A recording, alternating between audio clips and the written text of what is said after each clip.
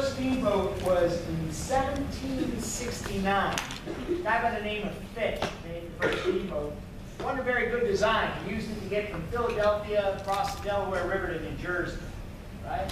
Not very far, and he wasn't very successful with it. He made about 4 of them, and they didn't really go anywhere. They went from Philadelphia to New Jersey, across the river.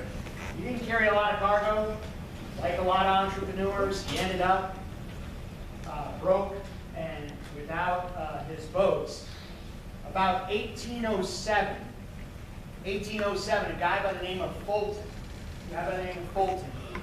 improved upon Fitch's design and made the very first paddle wheel steamboat that was able to go against the current. It went from New York up the Hudson River, upriver, to Albany, New York. So the first guy to come up with it, 1769, Fitch, 1807, Fulton, okay? And then Fulton got pretty good. Fulton hooked up with a dude named Livingston. Fulton and Livingston really figured out this steamboat thing, and they built a couple, and they brought them over to, they built one in Pittsburgh, and the name of the one they built in Pittsburgh was the New Orleans. But they built it with a gentleman by the name of by the name of Captain Roosevelt.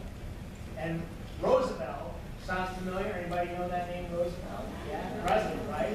This Roosevelt was President Roosevelt's uncle.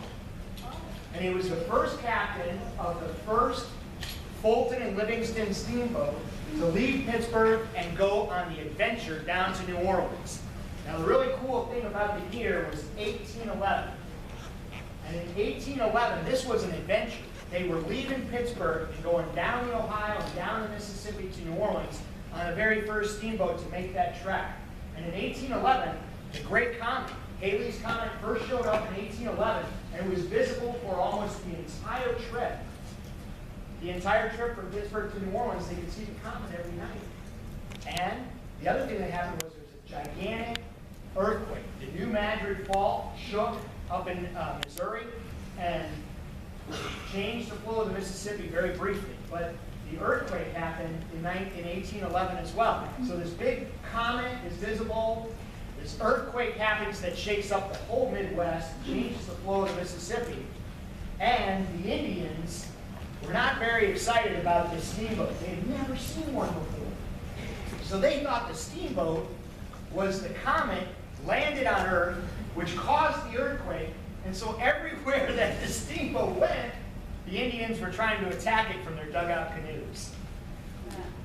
So they didn't tie up anywhere alongside the shore. They were too scared of Indian attacks or the bank of the river sliding in into mudslides. They tied up in the middle of the river to islands all the time. So about 1814, everybody remembers the song about 1814, we took a little trip along with General Jackson down the mighty Mississippi. Well, the guy that took the trip down the river was Henry Shreve. In 1814, Henry Shreve was working for Fulton on steamboats. He said, this design doesn't work. There's something wrong with this Fulton Livingston boat. It's too deep. And the steam engine's down, way down in the bottom. We got to come up with a better design. So we made it super shallow. We made it flat and wide. So it wasn't down in the river and steep, so it wouldn't get stuck on sticks and rocks and twigs, sandbanks.